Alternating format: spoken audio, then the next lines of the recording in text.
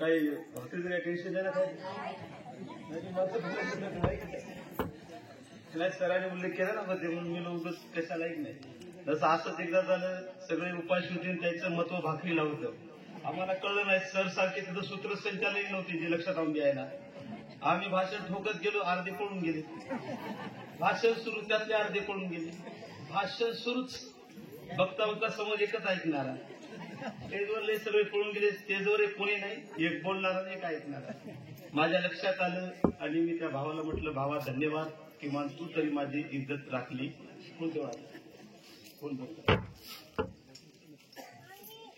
आणि जो एकलाच व्यक्ती माझं भाषण ऐकत होता त्याला म्हटलं भाऊ धन्यवाद थँक्यू किमान तू तरी माझी इज्जत राखली सगळे तर पळून गेले तो धाडकून उठला मग दादा कसं काय अरे तू तर भाषण ऐकतो ना एका माणसाला तरी किमान समजलं तर तो म्हणे नाही दादासाहेब तुमचा गैरसमज झाला मी भाषण फिषण ऐकण्यासाठी थांबलाय मी विचारलं कशासाठी थांबला तर म्हणे आमच्या इकडे चोरीचं प्रमाण फार जास्त आहे तुम्ही ज्या माईक मध्ये बोलता तो साऊंड माझा आहे नेण्यासाठी थांबला आणि मला वाटतं इथं तशी परिस्थिती नाही इथं सगळे विचार ऐकण्यासाठी थांबले बरोबर ना कारण आपला उद्देशच कार्यक्रमाचा आहे विचारासाठी कारण बाबासाहेबांचा संबंध बाबासाहेब वाचल्यानंतर भाकरीसाठी असं कुठं महार असं तुम्हाला भाकरी भेटायचं कारण भाकरी भेटले नसते तर महार जिवंत राहिला नसता म्हणून बाबासाहेब मी जेवढा वाचला कदाचित त्याच्या पुढचा माहित नसेल मला कोणी दुरुस्त करावं की बाबासाहेब असं कुठे म्हणत नाही की माझा लढा भाकरीसाठी आहे बरोबर आहे बाबासाहेबची एक लाईन आहे माझा लढा सत्ता संपत्ती पैशासाठी नसून स्वाभिमान आणि इज्जतीसाठी आहे आणि म्हणून मी अधिकचा वेळ घेणार नाही अगदी कमी शब्दामध्ये या ठिकाणी मी माझा अध्यक्ष समारोप बरोबर आहे सर अध्यक्ष समारोप आहे की ती भीती आहे ती भीती नाही पुन्हा सर बिगत आलं तर अध्यक्ष समोर आहे ना सर आहे काय विचारून कोणी असतील तर म्हणजे बोलायचं सर आणि खरंच तुमचं कौतुक जेवढं करावं तेवढं कमी आहे थांब दादा की मला वाटतं फार घरं नाही तिथं आपल्या इथं बरोबर आहे ना किती घर आहेत आपले बौद्ध समाजाचे 20-25 ठीक आहे 25 आणि 25 घरामध्ये तसं गावकऱ्यांचं सरांनी सांगितलं सहकार्य वाजत नाही सुंदर गाव आपलं त्याबद्दल दुमत असल्याचं काही काम नाही काय 25 घरामध्ये एवढं सुंदर विहार त्यात तेवढी सुंदर मूर्ती खरंच तुमचं जेवढं कौतुक करावं तेवढं कमी आहे एकदा तुम्ही तुमच्या नावाने टाळ्या वाजवा खास करून गावचं नेतृत्व करणारे आपले सरपंच नितीन असतील ग्रामसेवक असतील खरं पाहतं आपलं नितीनमुळे मला या ठिकाणी आलं अगोदर आज तुम्ही भांडवले साहेब इथे वारलेत आता एकदा भाषणाचा कार्यक्रम झाला आमदार कोळीकर होते मी आणि भांडवले साहेबांनी आम्हाला निमंत्रण दिलं होतं या ठिकाणी मला वाटतं तेव्हा काहीच नव्हतं अशीच पडीत काहीतरी जागा होती दोन काळे होते बरोबर आहे ना आम्ही सकाळी भाषण करून गेलो आणि आज बघा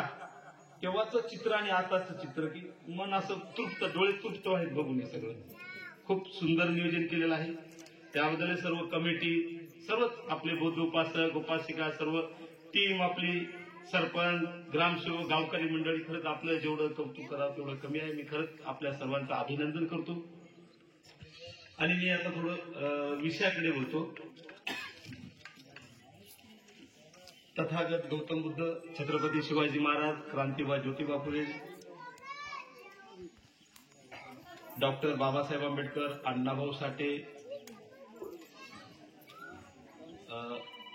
सर्वच महापुरुष जेवढे असतील त्या सर्वांना माझं तिरवार वंदन शेवटचं सत्र प्रबोधन या प्रबोधन सत्राला खास करून उपस्थित असलेले आदरणीय मातोश्री आदरणीय भदन आदरणीय आमचे तालुक्याचे आपल्या सर्वांचे लाडके नेते देवानंदजी पाईकराव साहेब सर्व तडफदार कार्यकर्ता रमेशजी नरवाडे जे चळवळीची बातमी जो हक्कानं देतो ते नेहमी सांगितलं जातं की जेवायला काय केलं हे महत्वाचं नाही वाढणारा आपला माणूस पाहिजे 4 खंड जास्त येतात तसं आमचे गौतम वाटवारे बातमी समाजाची कोणती असं तळमळीने टाकणारा माणूस आणि विशेष स्वतःच्या पैशाने आमची बातमी देतो आम्हालाच खर्चायची पैसे तो असा पत्रकार आपण बघितला नाही.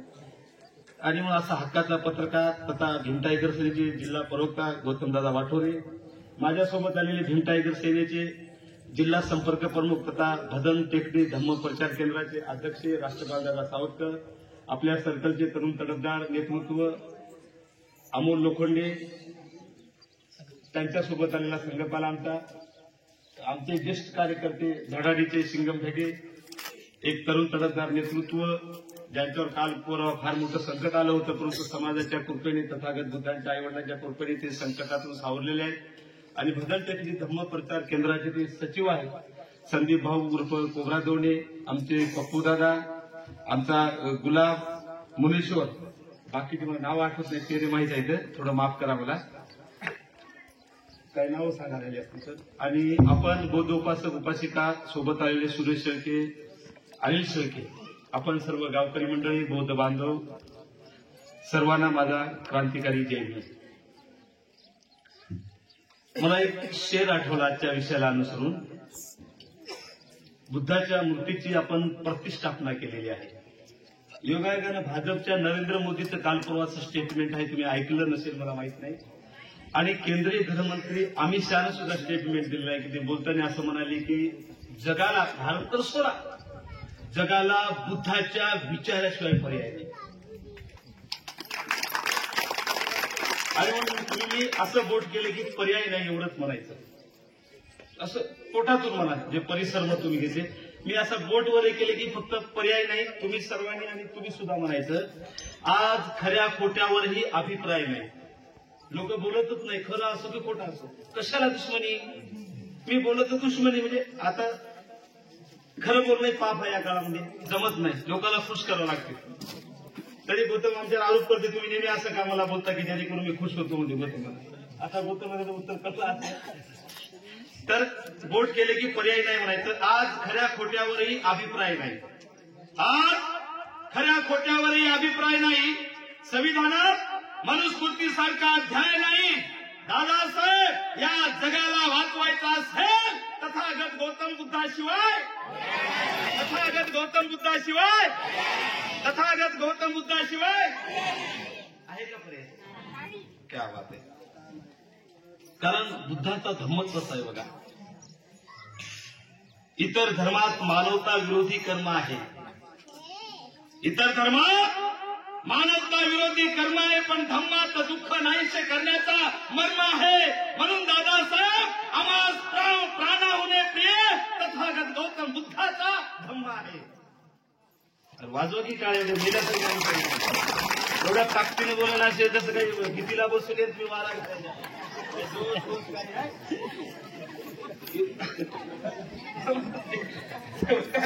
जोरात बोलत नाही शिवाजी काय काय असं करू नका. आनंदाचा कार्यक्रम आज काही शोकसभा नाही, नाही का.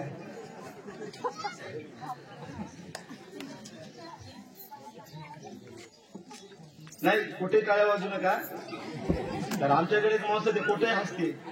एकाने ऑटो घेतली, ऑटो घेतला का म्हणते, कोणी कपडे नवीन ड्रेस केला, ड्रेस घेतला का म्हणते. एकदा का शेजाऱ्याची पोरगी पळून गेली तिथे गेला, खाल्लं त्यांनी चांगलं त्याला, तुझं कुठेही नाही हे करायचं का वाटलं. म्हणजे जिथं खरंच वाटलं तर वाजवा काय, असे डुप्लिकेट वाचू नका.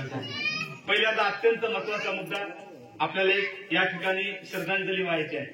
तुम्हाला माहित असेल महाराष्ट्रामध्ये एक संविधानासाठी आपला एक भीम सैनिक सोमनाथ सुरेशी याचा खून केला पोलिसांनी. त्यानंतर या लढ्यामध्ये नेतृत्व करणारा आपल्या सर्वांचा ज्येष्ठ नेता विजय बाबा वाकोडे यांचंही निधन झालं. म्हणजे मी दोघांच्या अंत्यविधीला मी स्वतः 2 दिवस परभणीला उपस्थित होतो. या ठिकाणी परखर वक्ते गुणवंत पाळेसर यांचे आगमन झालं, त्यांच्या नावाने जोरदार टाळ्या. बघा सर नावाला तुमच्या काय हसण्याला किती पडते. तर असो विषयाकडे या. आपला एक शहीद भीम सैनिक आपल्या कार्यक्रमाला सुरुवात करण्यापूर्वी सोमनाथ सुरेशी यांचं परभणी येथे पोलिसांच्या मारहाणीमध्ये मृत्यू झालेला आहे. विजय बाबा वाकोडे यांचाही मृत्यू झालेला आहे. आणि एक आपल्या मराठा समाजाचे मस्साजोग या ठिकाणी संतोष देशमुख यांचाही एका गुंड प्रवृत्तीच्या लोकांनी मर्डर केलेला आहे. तिघायला आपल्या बौद्ध उपासक उपासिका सर्व गावकरी मंडळी महाताळाच्या वतीने आपल्याला 1 मिनिटाची आदरांजली व्हायची आहे. सर्वांना जागेवर उभं राहायचं. मी 1 म्हणेल आदरांजलीला सुरुवात, 2 म्हटल्याबरोबर खाली बसायचं आणि मग नंतर मी 15 मिनिट बोलणार आहे.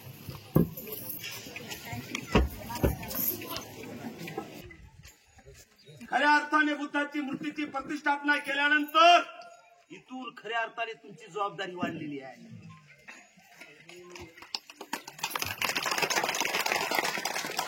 मी नेहमी सांगत असतो, धम्म हा सांगण्याचा विषय नाही, धम्म हा बोलण्याचा विषय नाही, धम्म हा आचरण करण्याचा विषय आहे.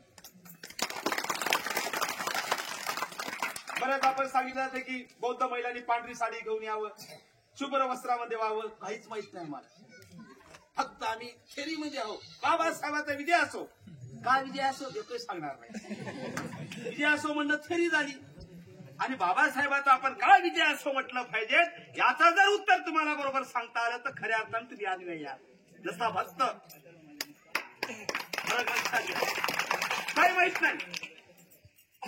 कोणी सांगेल का बुद्धाचा जन्म केव्हा झाला? बघा परिस्थिती फक्त दाखवायलो मी तुम्हाला. किती शून्य होता आम्ही धर्माच्या बाबतीत. बुद्धाला ज्ञानाची प्राप्ती केव्हा झाली माहित आहे? बुद्धाचं महापरिनिर्वाण केव्हा झालं माहित आहे? बघा माताजी, बघा परिस्थिती मातोश्री. सगळं शो आणि शायनिंग चालू आहे आणि मी जे काही सांगाल माझं मी स्वतःच काहीच सांगणार नाही. 1-2 संदर्भ फक्त बाबासाहेबांचे देणार. माझं काहीच नाही. मी माझं यासाठी सांगणार नाही. तुम्ही मला शिवाय देशाला गेल्यानं बाबासाहेबांना कोणाची मजा आला. बाबासाहेब सांगितलं बेटा हो सर, काही काही मत कोणाची. बघा किती मागास होतो आपण. ज्या धम्माच्या आपल्या ज्याने धम्म स्थापन केला त्याचा जन्म तारीख माहित नाही आम्हाला.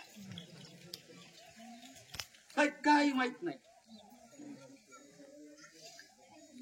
मी सुरुवातीलाच असं म्हटलं की बुद्धाची मूर्ती स्थापन केली म्हणजे, इमारत मोठी बांधली म्हणजे तुमची जबाबदारी संपली नाही. येथून तुमची जबाबदारी वाढली काय ते मी सांगणार आहे.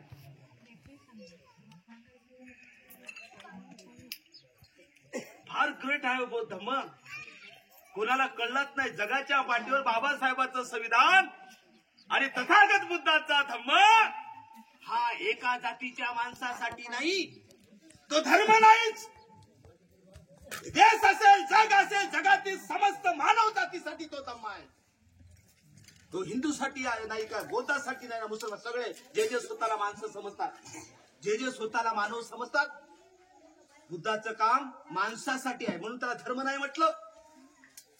बुद्धाने माणसासाठी, जे माणसाची जात आहे. बुद्धाला एकदा फार छान विचारलं एका माणसाने, म्हणे बुद्ध समतेचा पुरस्कार करणारे बुद्ध तुम्ही जाती मानता? बुद्ध म्हणाले हो मी जात मानतो. काय म्हणाले बुद्ध? हो मी जात मानतो. समोरच्या माणसाला आश्चर्य वाटलं. समतेचा पुरस्कार करणारे बुद्ध जात मानतात? हो म्हणे बुद्ध मी जात मानतो. त्यांनी आश्चर्यापोटी पुन्हा बुद्धांना प्रश्न केला, कोणती जात? ऐका, कान उघडे ठेवा कान. बुद्धाला विचारलं कोणती जात? बुद्धांनी जाती सांगितल्या. नंबर 1 गाढवाची, नंबर 2 हल्ल्याची, नंबर 3 डुकराची, नंबर 4 घोड्याची, कुत्र्याची, मांजराची, उंदराची, तशीच माणसाची. बुद्ध म्हणतात गाढवाची जात, हल्ल्याची जात, घोड्याची जात, तशीच माणसाची.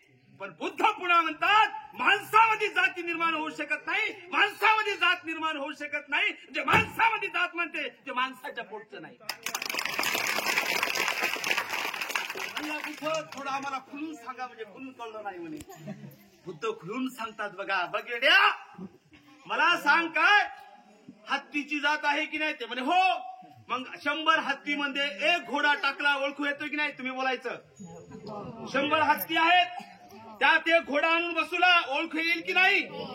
कारण का जात वेगळी. 100 कुत्र्यामध्ये 1 मांजर नेऊन टाकलं ओळखू येईल की नाही? कारण मुख्य नाहीत काढा. तोंड कोणाला हातवर करा बरं, तोंड कोणाला करा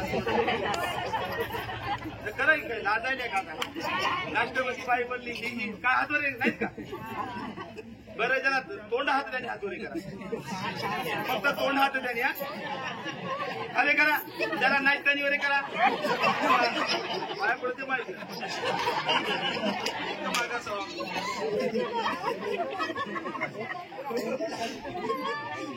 मी सोप्या भाषेत सांगा तुम्हाला समजावून मायानो. कसं हे केलं, पुऱ्या खाल्ल्या, टांग केलं, पुढच्या वर्षीच वाट बघायची. या वर्षात काय छक मारली हे काय बघायचं नाही.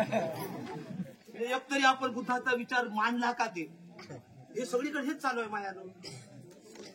केलं का आता दुसरीकडे मूर्ती बसवली एकदा संपलं का, पुन्हा वर्षभर त्याची वाट बघायची. मग मधात काही माल फुल लावणं, सगळ्या गोष्टी चालू, कापणं सगळे.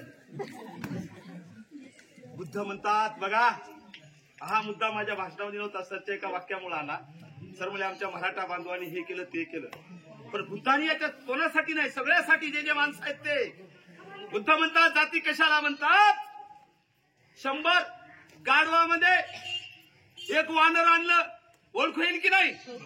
पण इमानदारीच्या सांगा, तुम्हाला तथागताची शपथ आहे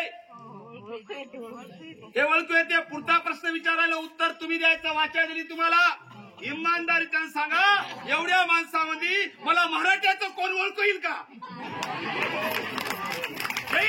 मातंगाचं कोण ओळखू येईल का, धनगराचं कोण ओळखू येईल का. सांगावं लागतो, मी मातंगाचा हो, मी धनगराचा हो, मी फलाण्याचा हो, मी पुत्राचा हो. सांगावं लागते की नाही. म्हणजे माणसामध्ये जात नाही. अरे ज्या नाही जाती गेल्या त्या जातीची माती करण्यासाठी तर माझ्या बुद्धांनी तथागताचा धर्म दिलाय, लक्षात घ्या. माणसासाठी नाही, बुद्धासाठी धम्म नाही, सगळ्या मानव जातीसाठी त्याच्या जीवनात भलं झालं पाहिजे. अरे बाकीच्या धर्म मेल्यानंतर तुम्हाला खोटं आश्वासन देतात, मेल्यानंतर स्वर्ग. कोणा बघितला रे स्वर्ग, कळलं का कोणी, आज आलताय का आम्हाला खुशाला राईट म्हणून. नाही खरं सांगा मला, असं तर मला सांगा, मी माझे शब्द मागे घेतो. मला काय सगळं ज्ञान थोडं असं दुरुस्त करा ना मला. बुद्ध तसे म्हणत नाही. बुद्ध म्हणतात माझा माणूस, माझा म्हणजे कोण, सगळेच आले आपल्या भारतात, जगात जेवढे माणसं आहेत ते धर्म समजत असतील स्वतःला. मी या धर्माचा, मी त्या धर्माचा बुद्ध समजत नाही. बुद्ध म्हणतात या देशातील असेल, जगात असेल, जी जी मानव जात आहे, जो जो माणूस आहे तो जिवंतपणे कसा सुखी होईल यासाठी धर्म आहे, लक्षात घ्या.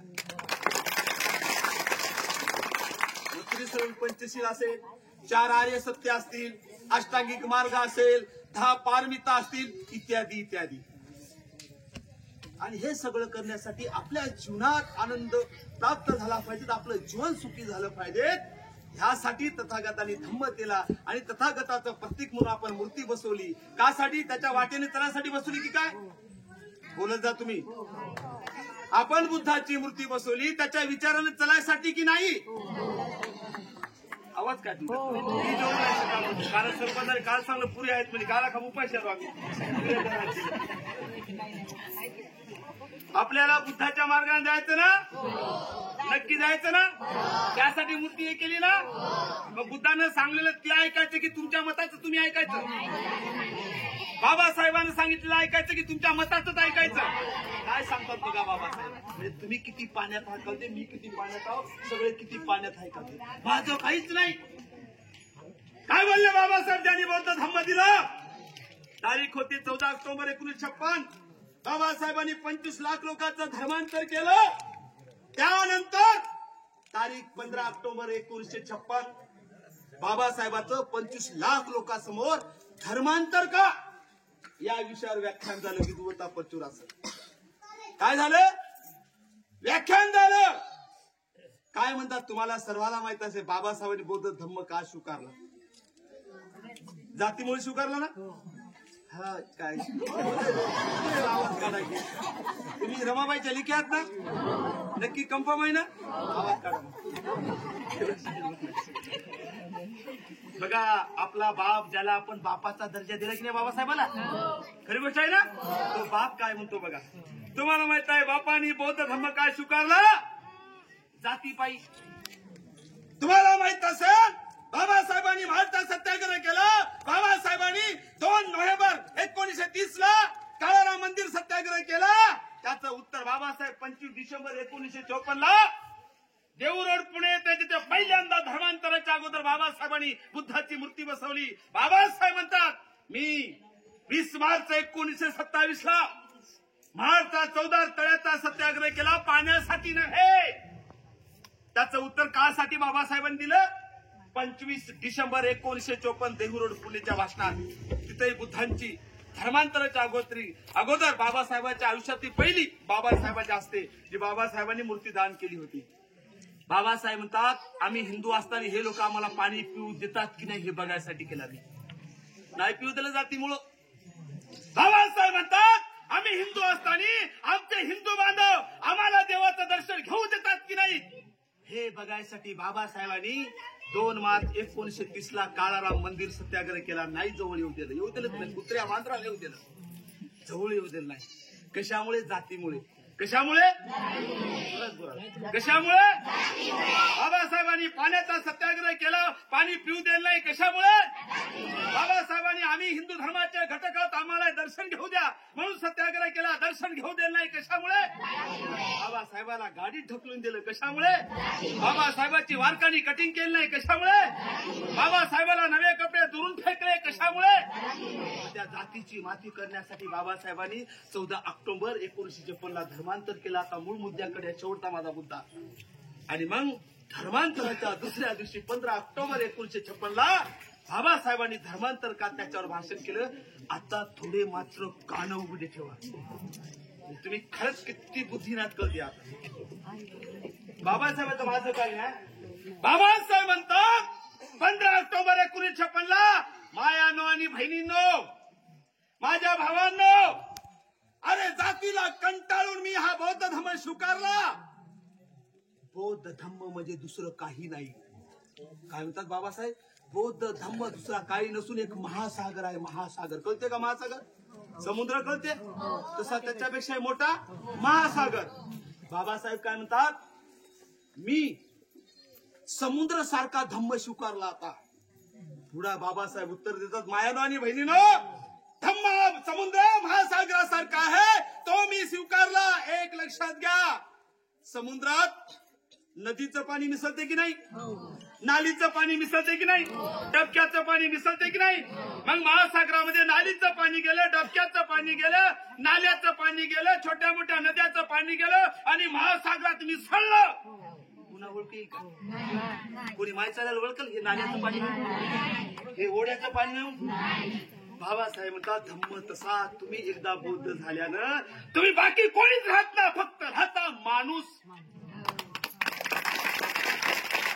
हे सगळं कशामुळे केले बाबासाहेबांनी? जातीमुळे केले की नाही? तुमच्या मायची शपथ आहे, बुद्धा शपथ आहे. तुम्हीच बाबासाहेबांची वाट लावली की नाही पोटदार जीवन ठेवून? खरं बोला, सगळा नाटकीपणा होईल की नव्हता? देतो का आम्ही सोमस, लाडवण, आंदवण, विणकर? म्हणजे त्या लोकांनी आम्हाला जात म्हणून दूर ठेवलं. मनवादाला शिवाय दे, जातीवादाला शिवाय दे, याला जातीवादी त्याला जातीवादी. जबाबदारीने बोलतो, खरे जातीवादी जर असाल तर तुम्ही आणि आपण सर्वजण. आपल्याकडे जातीवादी कोणी नाही ज्यांनी आजही पोटदार जीवन ठेवली.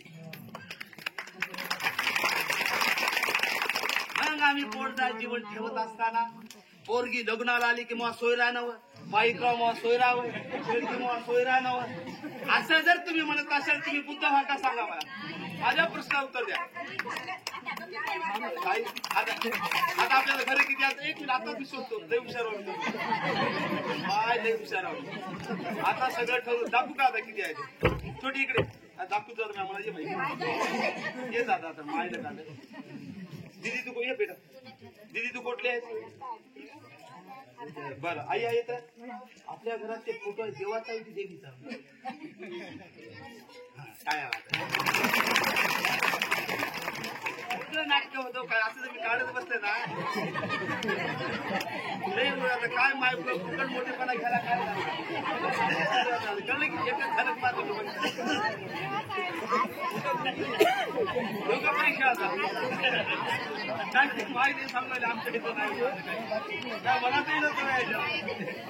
याचा अर्थ मी कोण्या देवाच्या विरोधात नाही. बौद्ध धम्मात बुद्धांनी देव मान्य केला नाही म्हणून मी धम्माचा एक भाग म्हणून सांगतोय. मी कोण्या देवाला विरोध म्हणून सांगत नाही. कृपया कोणी चूक दुरुस्त करावी. धम्माचा भाग आहे. आपल्या 22 प्रतिज्ञामध्ये देव नाकारला. बरोबर आहे ना? गेले का अजून त्या पांढऱ्या पिंड्यासाठी करून माय काय मला सांगायला काय हा त्याला जातीवादी ते जातीवादी हे जातीवादी आपण जातीवादी कोण जाती. मग मला एक शब्द द्या. आता बघू तर खरेच बुद्धी नाही का तुम्ही ते आणि माणसानं ऐका तुम्ही. नसता हे पुतळा उभारणं मूर्ती सगळं नाटकं तुम्हाला सांगतो जबाबदारीनं बोलायला मी. बुद्धाला थेरी अपेक्षित नव्हती. बुद्धाला प्रॅक्टिकल अपेक्षित होतं. प्रॅक्टिकल. बुद्ध म्हणतात विहार बांधलं नसलं तरी चालेल, मूर्ती नसली तरी चालेल, तिथं माणसं दारू न पिणारे, पोट जात न मानणारे. बरोबर आहे. हे सोमवार मंगळवार न हे नाटकी लोक नको. हे नाटकी लोक जर असतील तिथं त्याला काहीच अर्थ नसून नाही. माताची चूक बोलायला बरोबर बरोबर आहे ना? दुरुस्त करा माझी चूक असं. आणि मायानो आणि बहिणीनं विचारतो मी तुम्हाला सांगितलं अहो धम्म फार ग्रेट आहे. सगळ्यासाठी धम्म आहे. सगळ्याला जोडण्यासाठी. मला एक उदाहरण आठवलं. एक शेतकरी शेतामध्ये गेला. त्याचा छोटस लेकरू ते शेतामध्ये कामाला लागलं. छोटस 5-7 वर्षाचं लेकरू कामच करू दे ना बापाला. ऐका फार अत्यंत महत्वाचं उदाहरण आहे. बाप काम करायला पलाट्या उपटायला पोरग मधातच आलं. बाप पलाट्या उपटायला पोरग मधात आलं. बापाला कळलं आता काय करावं. पेरणीचे दिवस येत आहेत. पोरग काम करू देत नाही. बापाने असा डोसक्याला हात लावला आणि त्याला एक शक्कल आठवली. बेटा इकडे म्हणे. झाडाखाली बसविलं. एक कागद होता त्याच्याजवळ. तो कागद त्यांनी काढला. टर टर टर टर फाडला. 5-50 तुकडे केले एका कागदाचे. बघ म्हणे बेटा तुला मागल ते मी चॉकलेट देतो, बिस्किट देतो, काही देतो. हे जे मी कागद फाडलाय की नाही ते मला जोडून दाखव जसा तसा. आता अवघड आहे की नाही मायानो? आहे ना? त्याला वाटलं याला त्याच्या बापाला जम नाही. काय बापच जोडू शकत नाही. याला गुंतवून टाकायचं आपलं का खतम. पोराला वाटलं बाप चॉकलेट देतो, हे देतो, ते देतो. पोरग खुश. पोरग जोडायला कामाला लागले. बाप फलाट्या उपट्याच्या कामाला लागले. दोघंही बिझी शेड्यूल सुरू झालं दोघांचं काम. बापाला वाटलं तर टेन्शन नाही सायंकाळ हे कवाच नाही. त्याच्या बापाला जम नाही याचं का. त्याला गुंतवून ठेवलं. चॉकलेट दिलेला. दोघंही कामाला लागले. 10 मिनिटं, 20 मिनिटं, 40 मिनिटं, 50 मिनिट गेले. 1 घंटा गेला आणि 1 घंट्याने एक आवाज आला. बाबा काय रे. मी कागद जोडला. ताई त्याला घ्यायचं उठून ते जातो. बाकीच्याला ऐकू द्या. दादा शेवट माझा बघा महत्वाचा अत्यंत. छोट्या 5-6 वर्षाच्या लेकरांनी कागद जोडला. बापाला आवाज दिला म्हणे पप्पा बाबा मी कागद जोडला. बापाला आश्चर्य वाटलं. छोटस पोरग कागद जोडलं. त्याचे 50 तुकडे केले. त्याला काय करणार. त्याचे तुकडे केले. ते नाव जसं तसं आलं पाहिजे. गौतम दादा वाटवले दैनिक पत्रकार जाहिरात खर्च पहिलं 10,000 रुपये. तो काय जोडणार आहे.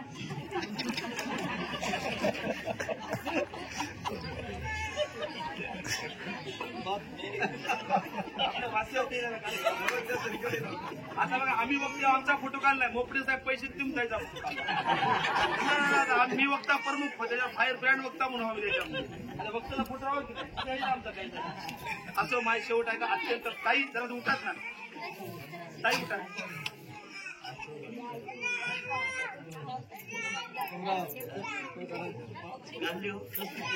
आत्ता जसे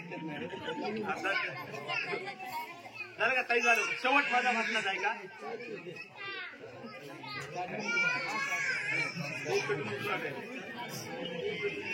चला माझ्या इकडे बघा. भाषण इकडे चालू. शेवट माझ्या भाषणाचा बघा. मतीचा अर्थ. पोरांनी आवाज दिला म्हणे बाबा तुम्ही फाडलेला कागद त्याचे 50 तुकडे केले तुम्ही. तो मी सगळा जोडला. बापाला आश्चर्य वाटलं. 6 वर्षाचं पोरग त्यानं सगळा कागद जोडला. बाप आश्चर्यापोटी आला. बघितलं हात तर काहीच चूक नाही. जशाला तसे खालीवर नाही काहीच नाही. आता हे कागद मी फाडला. याला ट यावं लागते ना. अशी आड घातली. एवढं कसं शक्य आहे. मागे पुढे होणार 50 तुकडे. रमेश तू करू शकतो. कोणीच करू शकत नाही. त्यानं मात्र जोडला. बाप आश्चर्यचकित झाला. पाहिलं पोराकडे आणि पोराला एक प्रश्न केला. अरे बाळा कसं जमलं तुला. अरे 6 वर्षाचा बाळ तू. हे आम्हालाही शक्य नाही. तुम्हाला कसं काय शक्य झालं. तू कसा जोडला. त्यावर बाळ म्हणाला की बाबा मी कागद जोडला नाही. मग काय जोडलं? तुम्ही जो कागद फाडला त्याच्या पाठीमागे माणसाचं चित्र होतं. मी माणूस जोडला, कागद ऑटोमॅटिक धम्मय सगळ्याला जोडण्याचं काम करतो, भेदभाव करत नाही. धम्मामध्ये जात हा विषयच नाही. हा मराठा, तो धनगर, ते नाहीच. बुद्धाचे विचार वाचा तुम्ही, ते सगळ्याच्या चांगल्यासाठी आहेत. जगाच्या पाठीवर असा माणूस झालाच नाही. जगातलं सर्वात मोठं विद्यापीठ ऑक्सफोर्ड, त्यांनी 10,000 वर्षामध्ये सगळ्यात प्रभावी विद्वान विचार करणारा माणूस कोण? पहिलं नावाला तथागत गौतम बुद्ध. असा धम्म आपण स्वीकारला. मी त्रिवार वंदन करून आपल्याला विनंती करतो, तुम्ही मूर्ती स्थापन केली, एवढा मोठा विहार उभारलं, त्याला तेव्हाच आम्ही मार्क देईल की पुढच्या वर्षी जर आम्ही आलो याचा वर्धापन दिन ठेवला तर माझ्या बहिणीने सांगितलं पाहिजे, दादा मूर्ती स्थापन झाल्यानंतर आमच्या बुधवाड्यात 25 पिदाडे होते, 5 कमी झाले.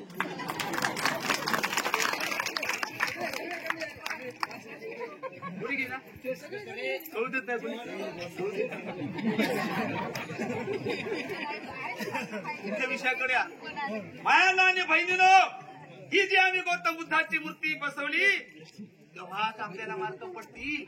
यापुढे माझी पोरगी असेल, माझं पोरगा असेल, लग्न ते करताना मी समोरच्याला एवढंच विचारेल, तो बुद्धिस्ट आहे का? नंबर 2, तो माणसाच्या अवलंबित आहे का? विचार ना. पोरजात पाळणार तुम्ही? मला 2 पोरी आहेत, मला ठोकून काढा तुम्ही, मी चूक केली तर. माझ्या पोरगी बा माताच्या साक्षीने म्हणायलो, मी बुद्धिस्ट बघणार, खतम विषय. आणि हे जर केलं मायानो तर त्या धम्माला काहीतरी अर्थ आहे. अन्यथा 15 ऑक्टोबर 1956च्या भाषणात बाबासाहेबांची शेवटची लाईन, बाबासाहेबांच्या डोळ्यात पाणी आलं. बाबासाहेब शेवटचा संदेश तुम्हाला हात जोडून देतात. मायानो आणि बहिणीनो, फार परिश्रमानं हा बौद्ध धम्म मी तुम्हाला दिला. तुमचं वर्तन चांगलं ठेवा, तुमचं वागणं चांगलं ठेवा, तुमचं आचरण चांगलं ठेवा. अन्यथा परत ते लोक मला चिडवतील की सगळ्या महाराणी बौद्ध धम्म वाटीला म्हणून. बाबासाहेबांची आणि म्हणून सरपंच असेल, आमचा सर्व टीम असेल, तुमच्या हाताने पाया पडतो मी. आपल्याला प्रॅक्टिकल करायचं.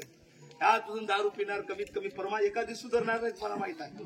कुत्र्याच्या शेपटीसाठी होऊन तसं मागे मी कुत्र्याची शेपूटच नळीत घातली.